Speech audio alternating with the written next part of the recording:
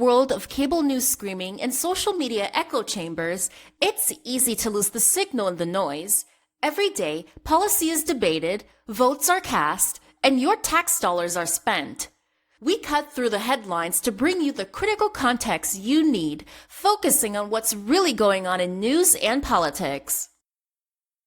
Welcome to the Analytical Iowan Podcast. This is your daily dose of fact-driven politics. Let's analyze today's news. Here's Eric. We are back here on the Analytical Iowan Podcast. It is Sunday, October 26th, as you're listening to this.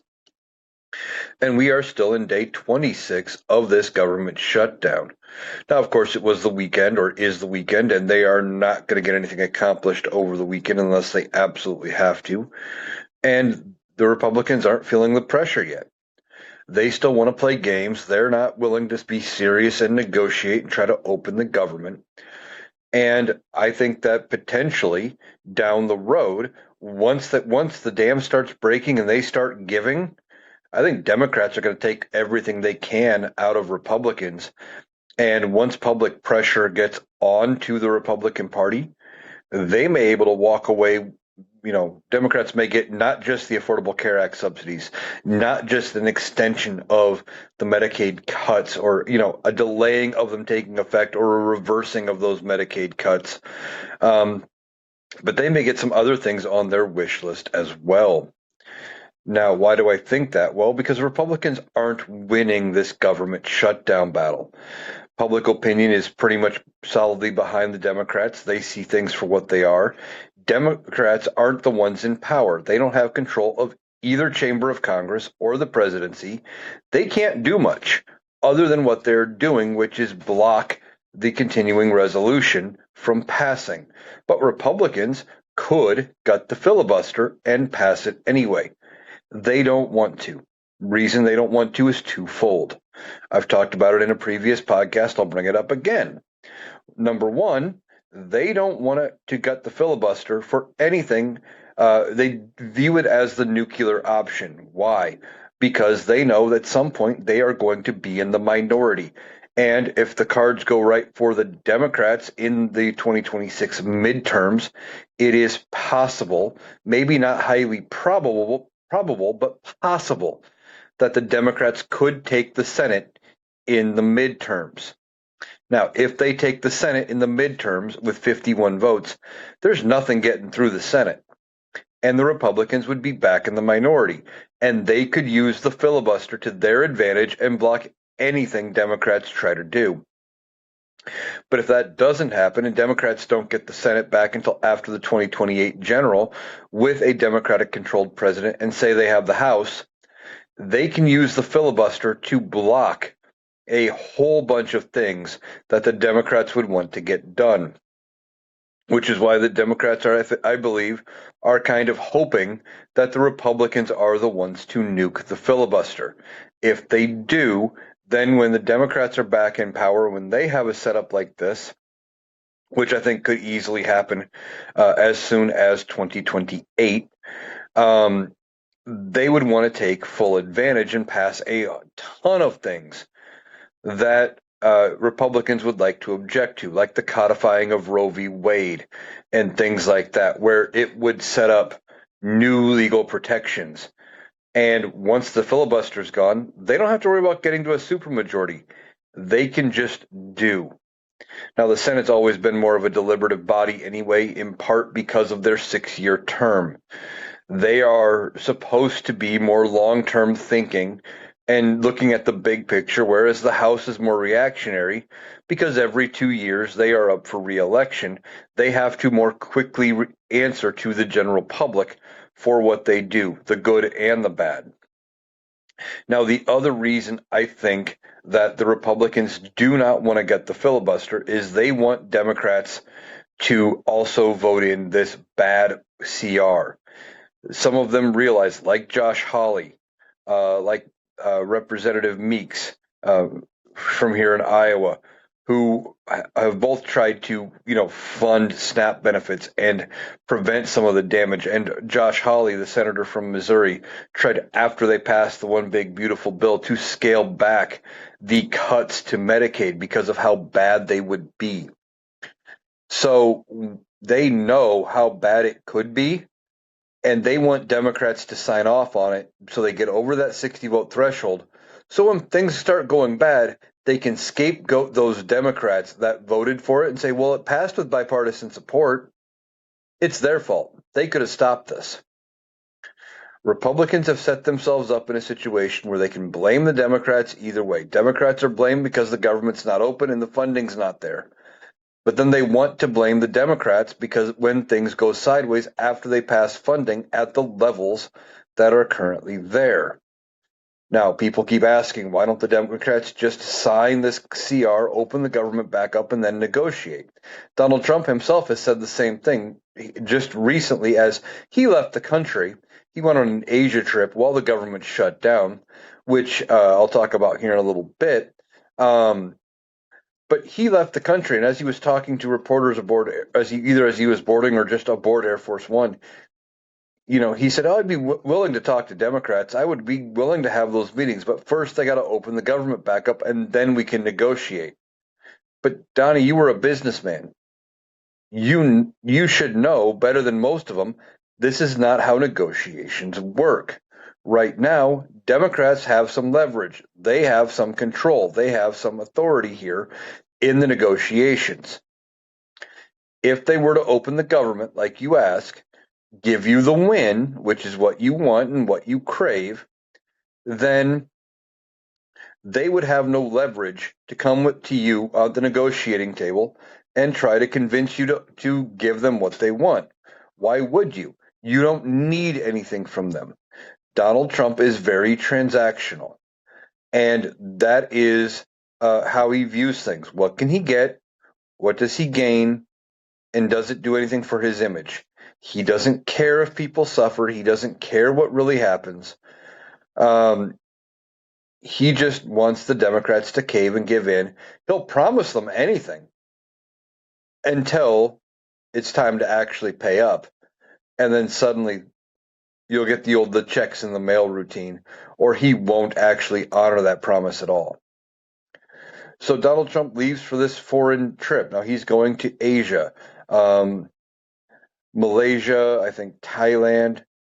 I'm not 100% sure of where he is all going in Asia, but he is going on a major overseas trip again.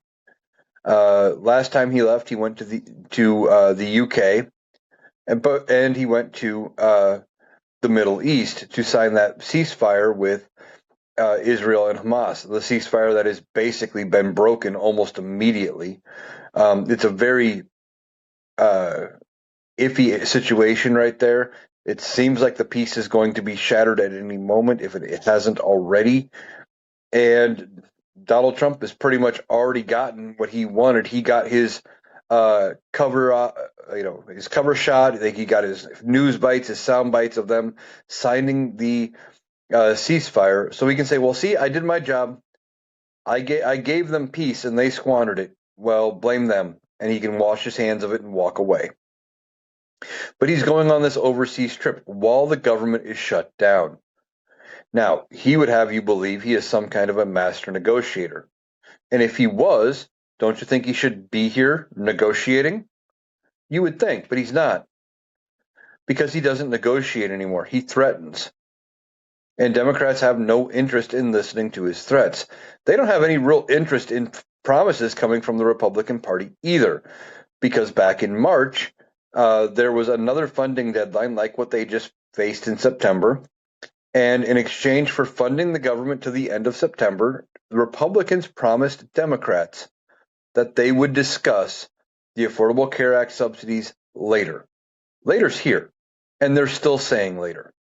And beyond that, after they passed that continuing CR in March, Republicans came through in July, passed the One Big Beautiful Bill, cut a whole bunch of shit, changed a whole bunch of shit, and then turns around and says, well, see, pass the CR to keep funding levels where we now have them thanks to the One Big Beautiful Bill. Democrats have no reason to negotiate with Republicans because Republicans constantly set them up. They're doing all sorts of things. And, then when it comes time to negotiate in good faith like the Democrats expect, suddenly the Republicans are nowhere to be found. So this whole government shutdown, how does it end? Well, ultimately, I think November 1st might be the tipping point. We're already seeing that letters are going out to SNAP recipients saying you may not get your SNAP benefits. Now, some states do have the funds at the state level to offset the SNAP benefits, which is a good thing. But then we're also seeing that some states just don't have those funds, and there just aren't going to be SNAP payments going out this month in November if they don't open and fund the government. Now, what is unclear is how this would affect everything if they end up not reopening the government, till November 15th. Now, some people inside the Trump administration are trying to say that, and I think they're saying it to put pressure on Democrats and saying, well, if we don't open the government till the 15th, we're not going to back pay those benefits. Basically, if the government is not open on November 1, they are not sending out state food assistance money for November. Now, I don't know if they can actually do that, although we've seen with this administration with numerous things, that doesn't entirely stop them. Now, what they could do, it is entirely possible that Republicans and Democrats, when they craft whatever continuing resolution ultimately happens and they open and fund the government, that they put forward some kind of a payment thing in there to back pay those SNAP benefits to make sure people have access to food. Now, there have been two bills introduced. I don't believe they have been voted on in either house. I know they haven't been voted on in the House of Representatives, but they're essentially the same thing. And they would fund the food stamp program, nothing else, but they would fund food stamps or SNAP benefits for the foreseeable government shutdown. And one of those was introduced by Josh Hawley of Missouri. I think I talked about it yesterday. And the other was introduced by a Representative Marianne Miller Meeks, a Republican from Iowa. Now, both of those bills sound great on the surface, but it's weird that Republicans are desperate to save food stamps. It's like they know if you cut people's food off, it's going to be bad. But then you look at the One Big Beautiful Bill, and they cut a bunch of money that goes to help people get food, not just food stamps and SNAP benefit assistance, which is the same thing if you didn't know that. And they also cut money that would go toward food pantries and food banks. So people are going to be struggling because of Republicans. But now they want to try to pass some kind of thing and salvage and save food stamps. Why? Because much like Donald Trump, they want to appear like the hero. If they come out and they come up with a plan and they save the SNAP benefits for the month of November and people can actually afford and get something for Thanksgiving, well, then that just means that they're the hero. They get a claim of victory. They get to rub it in the Democrats' face. And they hope that people will forget that they're the reason the government is shut down in the first place. Again, as we talked about just a little bit ago, Republicans have complete control. They have the House, they have the Senate, and they have the presidency.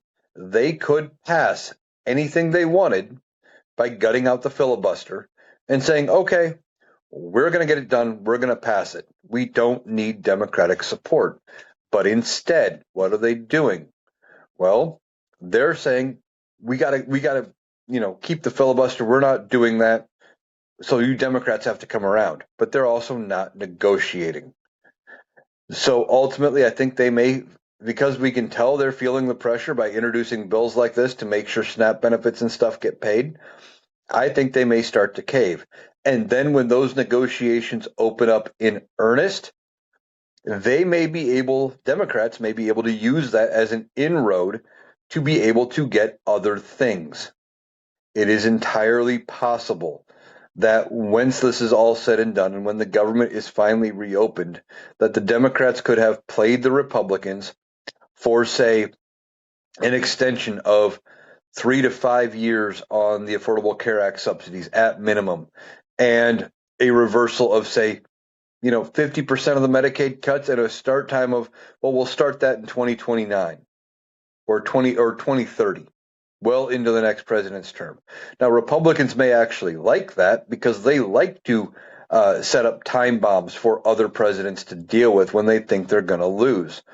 Remember, during Donald Trump's first term, he passed his big tax and spending plan. Now, that also led to the government being shut down, but they get it through, they get it passed, and it had in there tax cuts for the lower and the middle classes. But those stopped in 2021, and your taxes were going to start to go up.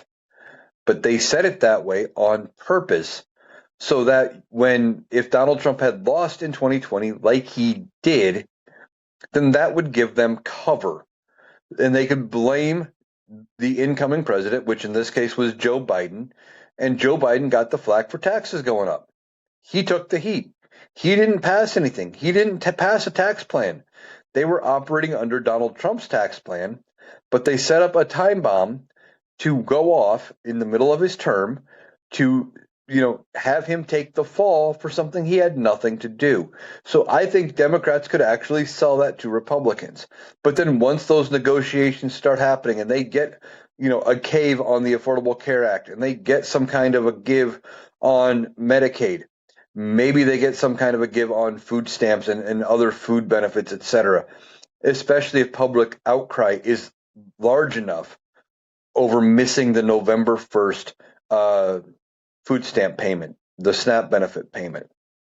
Now, something I've been seeing by creators on the right, and I'm sure we've all seen variations of people talking about this. First of all, you have the I think it was the burnt toast lady or the peanut butter toast lady, whatever she was eating. It was toast of some kind anyway, where she's sitting there talking about people who get food stamps and saying, well, what did you do with October's food stamps? Well, they did what they should do. If you got food stamps in October, though, that money is supposed to go to feed you in October.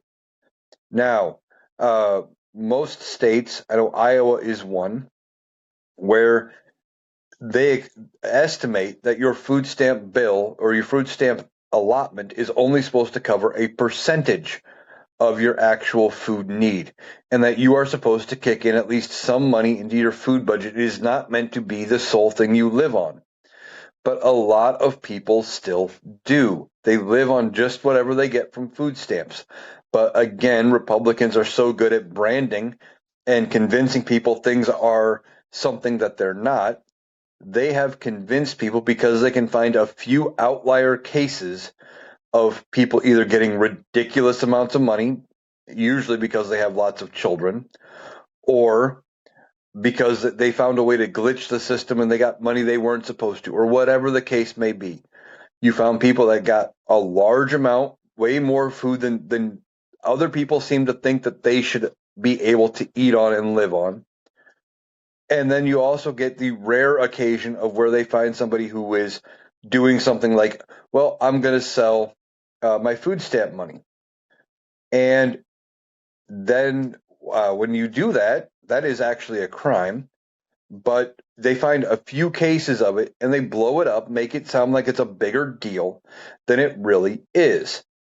So that they want you to believe that everybody who gets any sort of government benefit is, lazy, could be working, is entitled or feels entitled to that kind of money, and that nobody actually deserves it. But of course, what they tell themselves, especially the Republican voter, if they're on the system, that, oh, they're legitimate. It's everybody else who's the problem. And they have this mindset about it. Well, this lady who was eating toast, like I said, she said, what'd you do with your October food stamps? It's not like they get a large sum of money per month in most cases. it's a couple of $100 at best for a single person. Now, if you budget and you get, very limited in what you get, you can stretch it and you probably can do very, very well. But this isn't a thing like Republicans want you to believe that they have some kind of, way with using the food stamps to end up eating better than most people. And I know a lot of ignorant people who will say something dumb like that. Uh, and if somebody splurges for a special occasion and they decide that, hey, you know what? I'm going to eat lesser quality meals the rest of the month, but one day, maybe it's a birthday, maybe it's some other special event, or maybe because we're going into November, it's just Thanksgiving, that they are going to go all out and do a big fancier meal. They should.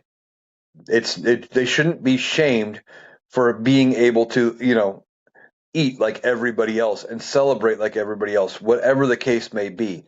If they decide to live very meagerly the rest of the month, then they should be able to go use those food stamps however they see fit. But Republicans don't want you to buy into that. The other thing is there was a guy on TikTok, I'm sure you guys have seen the clip, where he says, I can't wait for my groceries to go down 30% because people aren't getting their SNAP benefits. Well, he's just uninformed because he doesn't know how SNAP benefits work. Now, there is a section of the Republican Party, or at least the Republican voter, that seems to think that if you get SNAP benefits, it is 100% off coupon card that you just go to the store, you show them the card, and you get everything in your cart for free, and the store just takes a loss.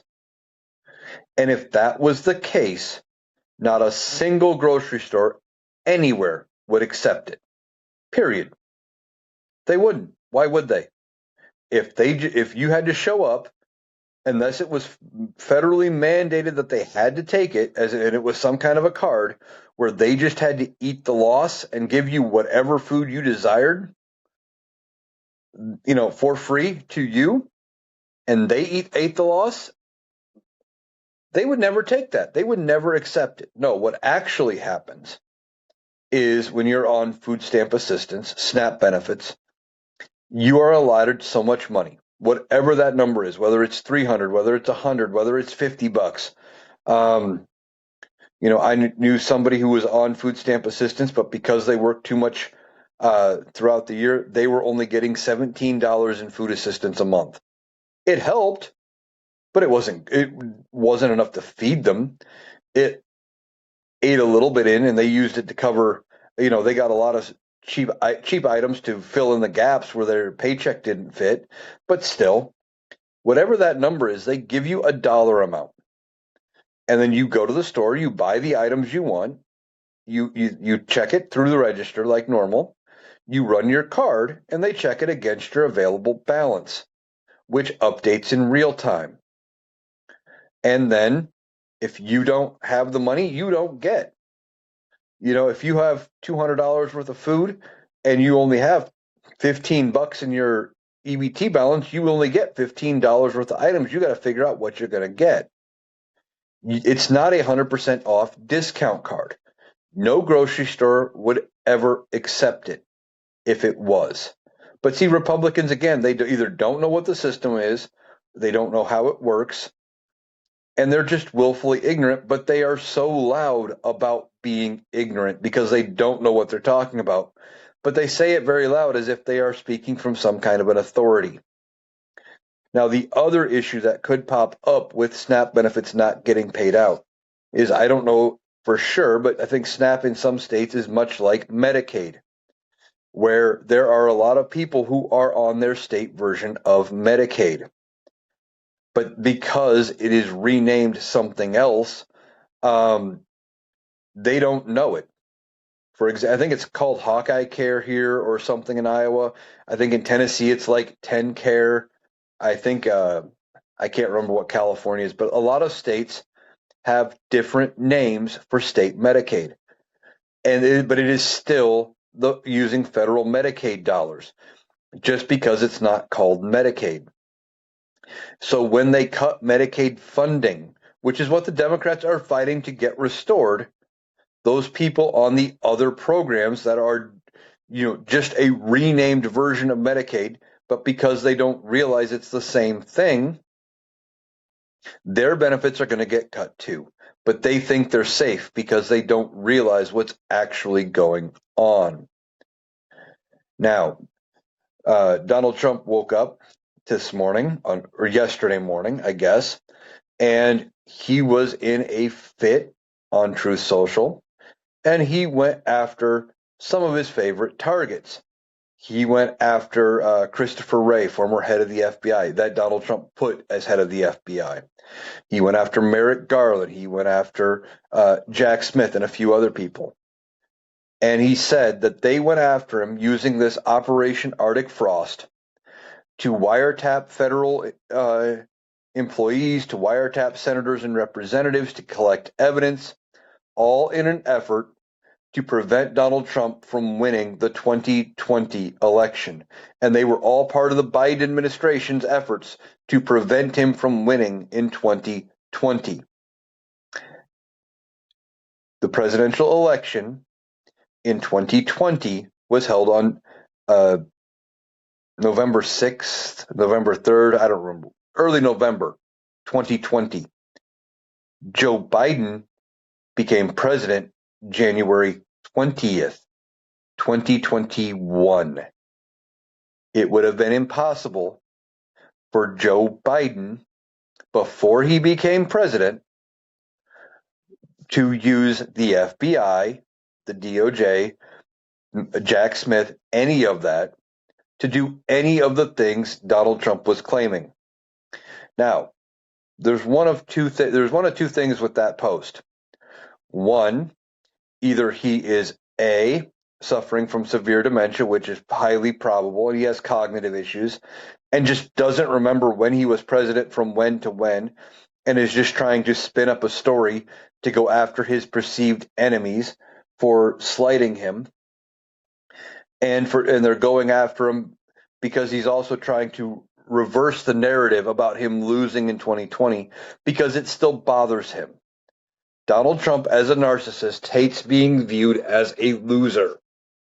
And that's what he was in 2020. He lost the presidential election.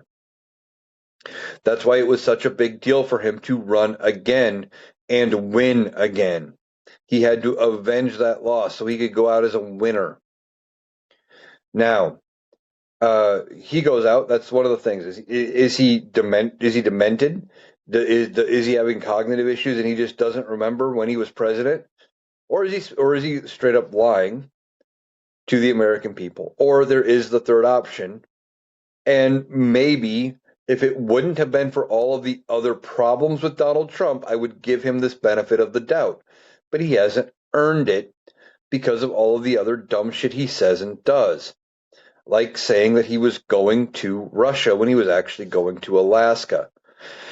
When he, would talk about sharks and boats and batteries and the late great Hannibal Lecter, or when he was in, I think it was Egypt the other week, and he talked about how the Air Force One was buried completely underneath the sand just several weeks ago, and now look at it, it only comes up to the windows. When he says things where nobody knows what he's saying, that gives me reason to think it is not the simple fact that he just got it wrong, that he meant 2024. Now, it's entirely possible that he just did, but it is hard to give him the benefit of the doubt when all of the other things are going. I don't think Donald Trump is mentally or physically well enough to make it to 2028 to run again. Now, a lot of people are worried because Steve Bannon comes out and says they have a plan, that they are working on a master plan. They've got all these ideas, and Donald Trump will run in 28 and he will be president. Except I don't know how they do that without either A, getting rid of the Constitution, B, changing the Constitution, which they don't have the votes for, or C, the Supreme Court completely and totally reinterpreting something that is pretty cut and dry, like the 22nd Amendment. Now, 22nd Amendment says specifically that no person can be elected to the office of president more than twice.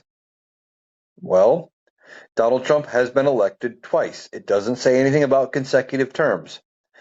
If they had meant you could have non-consecutive terms and, have up to two and then take a break and come back for more, they would have said that, because by the time they passed the 22nd Amendment, Grover Cleveland had already been president for two non-consecutive terms.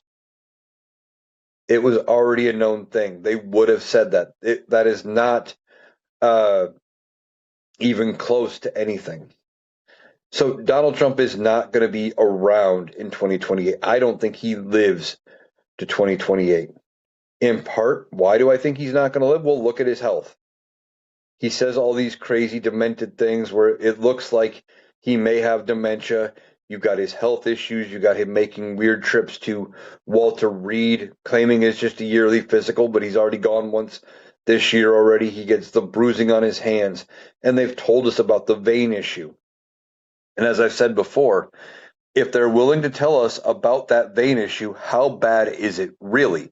What's the real secret? Now, assuming Donald Trump doesn't make it to 2028, that leaves us with J.D. Vance. And is J.D. Vance worse than Donald Trump? Yes, in that I think what J.D. Vance wants to do is way more evil than what Donald Trump wants to do. But is it going to be worse under J.D. Vance? No. Why? Well, a couple of reasons. One, I don't think J.D. Vance has the same sway over Congress that Donald Trump does. Cut and dry, Donald Trump has a way of getting this Congress, specifically Mike Johnson, to do whatever he wants. So when J.D. Vance becomes president, assuming Donald Trump doesn't make it to the end of his term, he's not going to be able to call up Mike Johnson or whoever the Speaker of the House is and says, hey, I want this done, make it happen. It's not going to happen because he doesn't hold that same power. Beyond that, there's that 30% of the voting base. Donald Trump has access to 30 to 35% of their voting base who only show up to vote when Donald Trump is on the ballot or when he's making a lot of noise about that election. And Republicans are worried about losing that voting base. So J.D. Vance isn't going to have the sway over any of it that he currently does, or that Donald Trump does. And depending on how Donald Trump goes out, if they have to use something like the 25th Amendment or they impeach and remove him, J.D. Vance is going to be looking over his shoulder going, oh shit, that could be me. I don't want to be next. And he's going to walk the line. So I don't think Donald Trump makes it. But one of the other reasons why I don't think Donald Trump makes it, look at everything he is doing, how fast he is escalating and ramping things up. He's talking about potentially starting us into a land war in Venezuela, in part because I believe it was Maduro, the Venezuelan president, who called Donald Trump out for committing war crimes and blowing up these fishing boats, I believe, or maybe that was the Colombian president. Either way, Donald Trump is not happy with the current president of Venezuela right now. And he's trying to claim that he's part of some cartel and that he's actually helping to run all these contraband and these illicit substances and all of that. And Donald Trump is ramping things up. In part, I think he's ramping up because he is afraid that he is running out of time. Then you add into the fact that he has more than once recently been talking about whether or not he makes it to heaven. Now, from my experiences of being around older people who are getting closer to death, the closer that it seems to be at hand, the more they talk about things like that, or the more they're ready to go, the more they talk about things like whether or not they get to heaven. And then you look at what he has done to the east wing of the White House. Now, from what I can tell from the images I have seen, it looks like the east wing is gone or mostly gone. and it will be gone here shortly. After promising that his ballroom was only going to connect at one little point and they weren't going to damage anything, they completely tore out the east wing. Now, some people are suggesting Donald Trump is planning to build some kind of a bunker under there, and he's going to go and make his last stand or something like Adolf Hitler did, something like that. I don't think that's the case. But he's moving forward with this ballroom that nobody wants because he's worried about his legacy. He's going to name it the Donald J. Trump Ballroom, and he wants it done before he goes so he can see it in all of its glory and he can do all of those things, and he can enjoy it. This is about his legacy. Now, he's going to go out with a horrible legacy. He's going to go down as one of the worst presidents in American history, if not the absolute worst. And his name is going to be one we just don't talk about in a positive light. He is going to have a horrible reputation. He is going to live in infamy for everything he has done. And what happens when Donald Trump doesn't make it to the end of his term or doesn't make it to the completion of his ballroom? Now, if he doesn't make it to the end of his term, J.D. Vance is probably going to try to finish building the ballroom.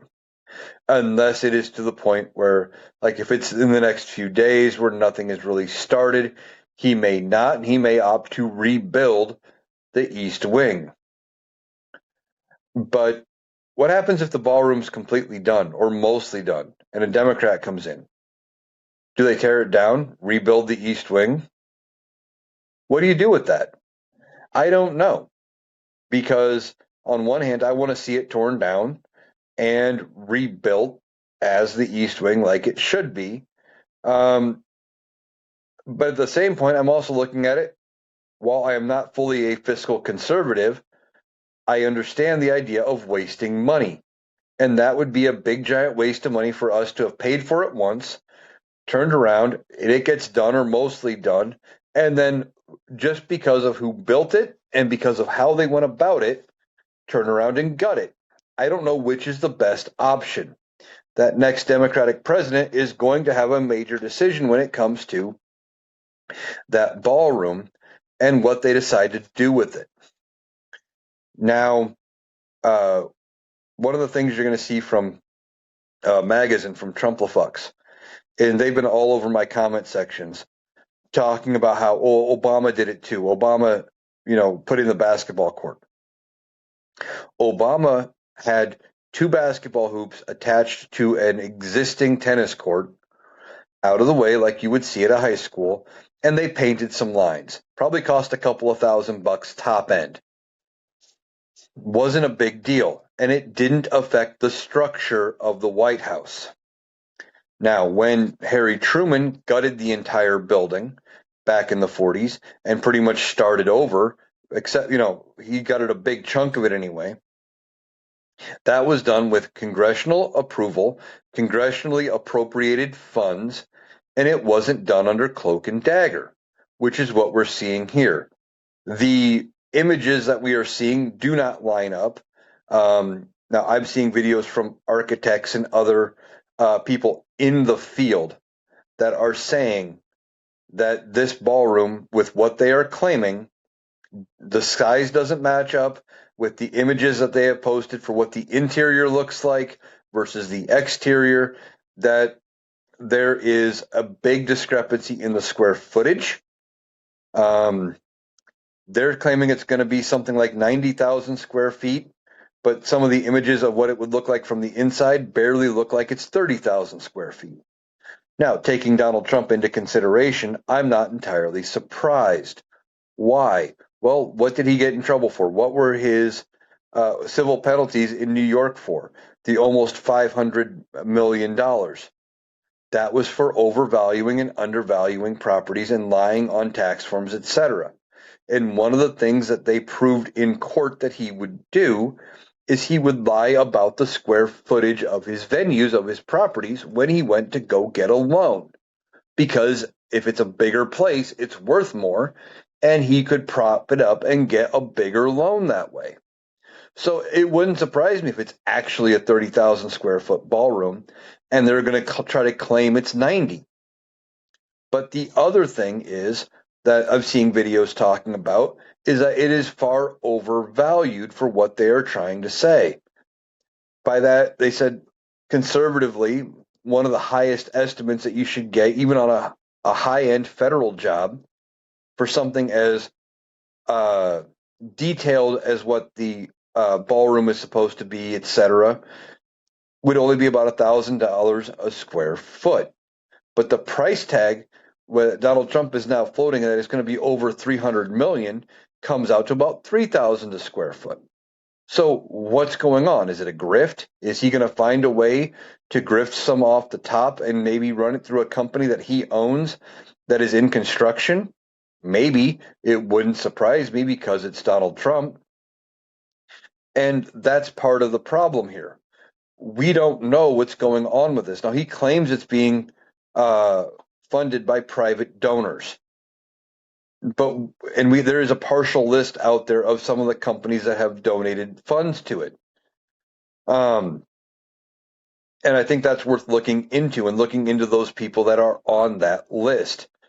And for those people that decide to look into it and decide whether or not they want to support those businesses, that is, something we're probably going to see in the coming days, weeks, and months as things progress here. But Donald Trump tears into the ballroom almost immediately after No Kings. It was like the same week. Why? Because 7 to 10 million people went out, peacefully protested, carrying signs, and basically told Donald Trump to go fuck himself. That we don't want him, we don't view him as a king, we don't prescribe to his view of how he sees himself, and we hurt his little feelings. So his big way of owning us, I guess, or showing who's boss, was to demolish the East Wing of the White House for some gaudy ballroom that nobody really wants. Now, even if Donald Trump had gone to Congress, got approval, had gotten all the funds, there is still an issue with how they have torn out the East Wing. One, there are environmental concerns because that place was probably full of asbestos. Did they do anything to prevent that from being, moved around and contaminating the area around it? I guarantee you no, especially not with how fast they were moving. They just came in, took a backhoe to the East Wing, and just started tearing it out.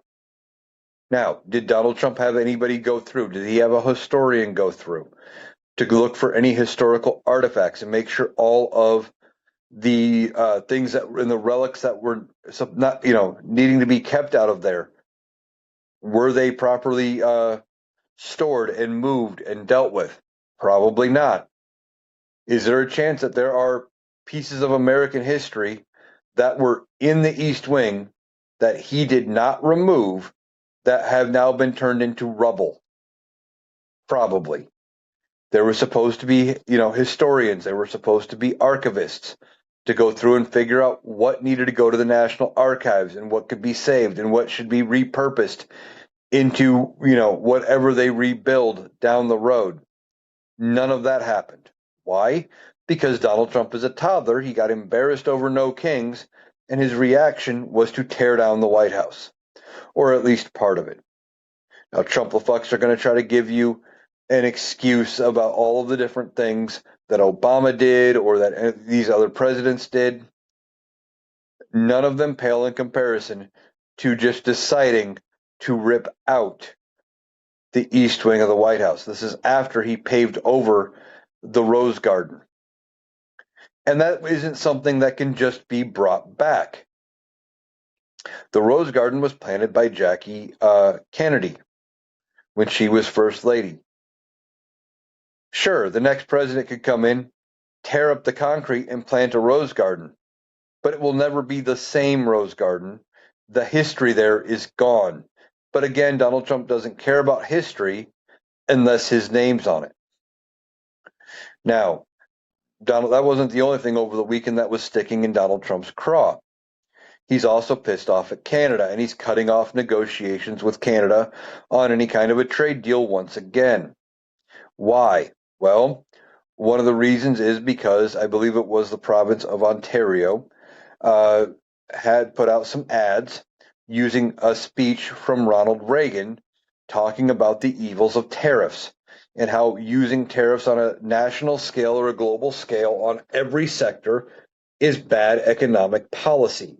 How using them against like certain industries or certain particular products can be very effective in the short term, but it is not a long term strategy, and how you can't use them against every product globally. Oh, Donald Trump was big mad. Why? Because the one Republican that probably out Republicans Donald Trump is Reagan. He is still considered like the greatest Republican almost ever by a lot of people. And Donald Trump is being made to look like a fool by the words of Reagan, and Donald Trump isn't happy. So what's he going to do? Well, he's going to go ahead and he says he's not going to do any trade deals with Canada right now. He's going to back out of any negotiations. Cool. Problem is, there shouldn't need to be any negotiations, Donnie. Why? Well, you put us into the US Mexico Canada agreement, which we basically agreed to no tariffs on anything going either direction from any of those three countries. The United States to Mexico, Mexico to the United States, United States to Canada, Canada to the United States, and Canada to Mexico, Mexico to Canada.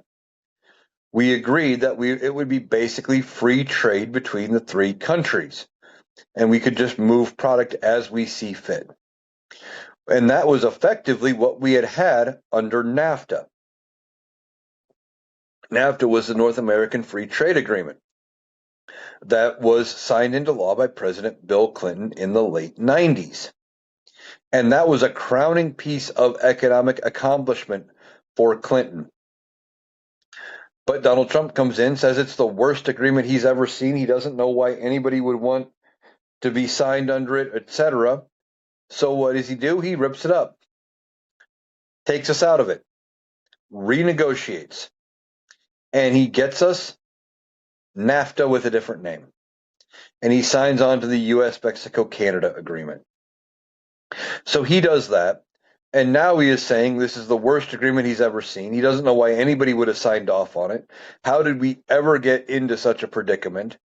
And now he is saying, well, we need to put tariffs on Canada. And he's violated the agreement that he put in place numerous times by all of his tariffs for Canada. But we were talking through it, and they had plans for negotiations. And now this ad comes out. Donald Trump gets his feelings hurt again because he's a toddler. And he goes ahead and says, I'm not going to negotiate with you. I'm not going to talk with you. That is just ridiculous, but that is who Donald Trump is. Above and beyond anything else, Donald Trump is a petulant toddler, and he only cares about his perceptions, and if you embarrass him, he's going to embarrass you.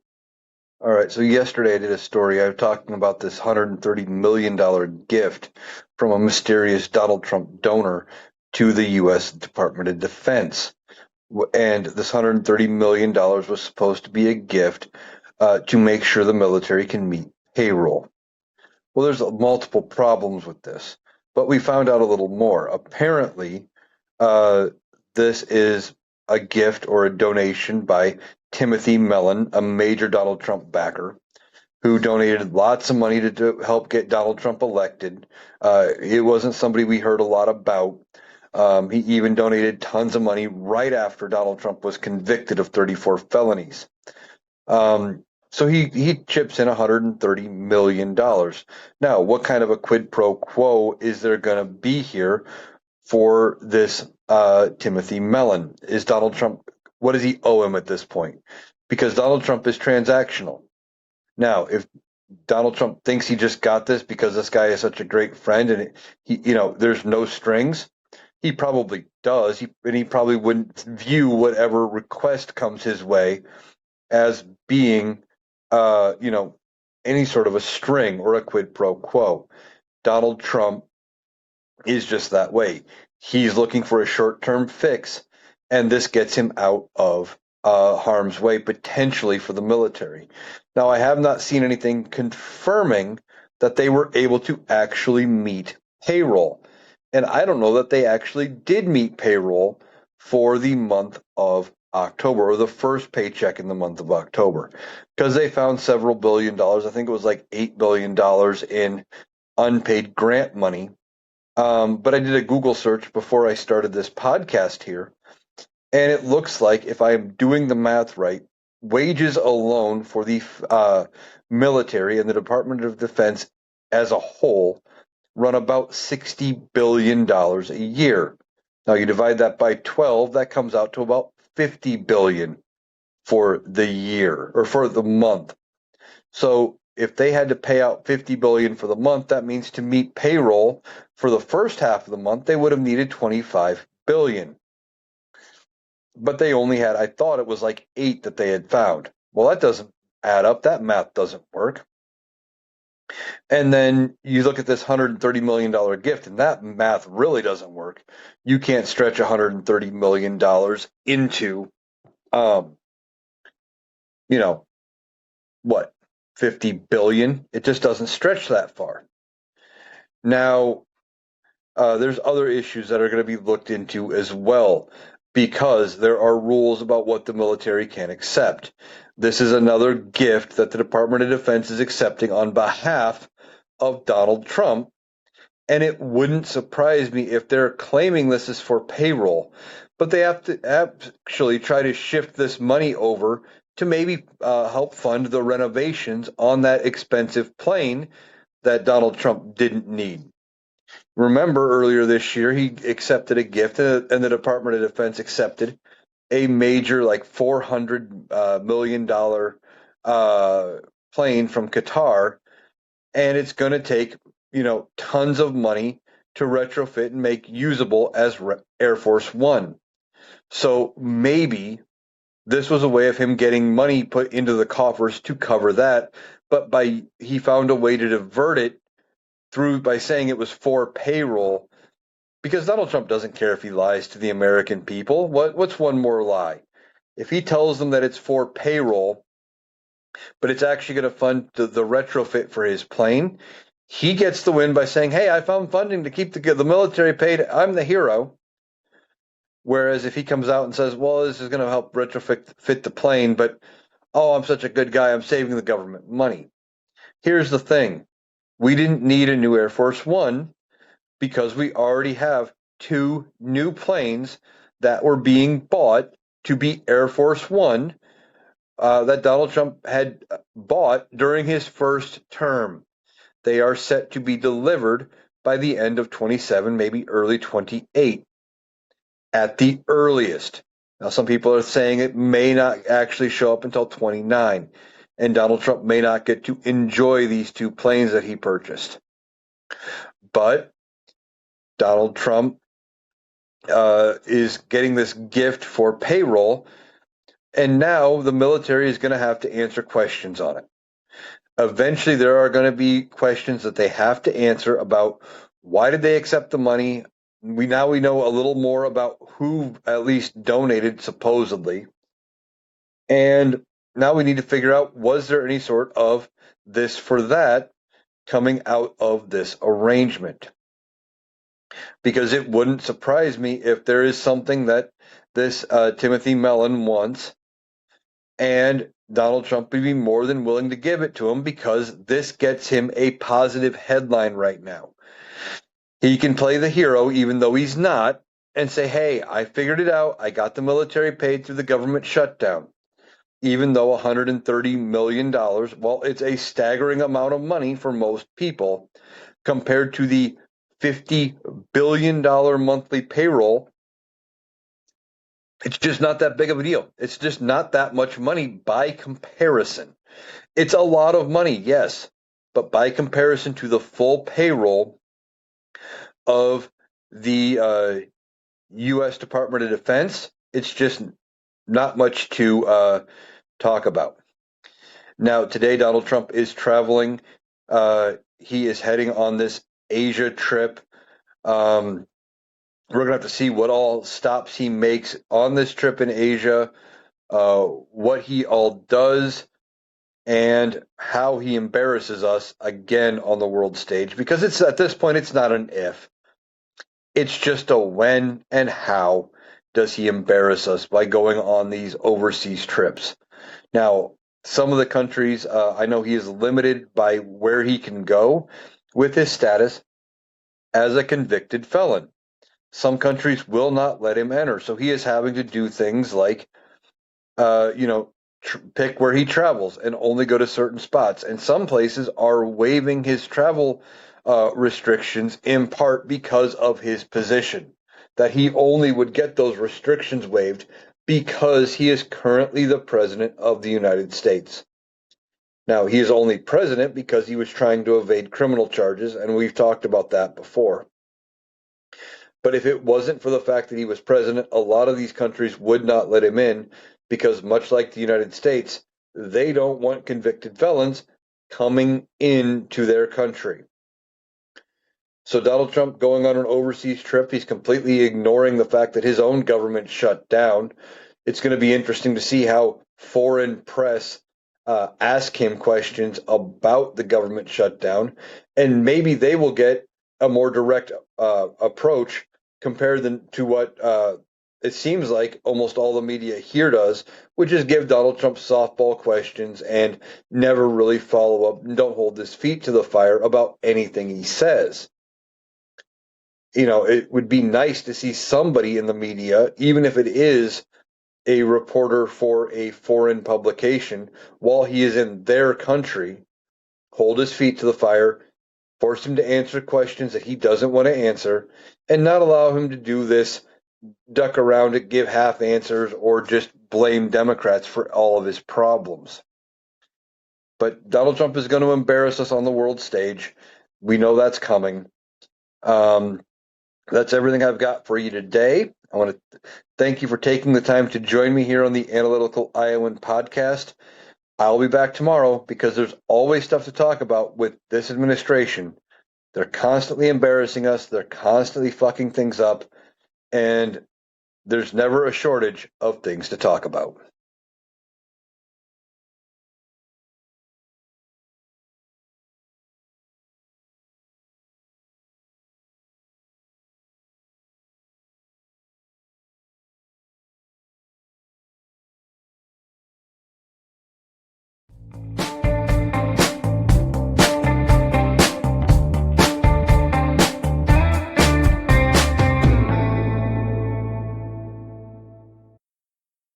That was Eric.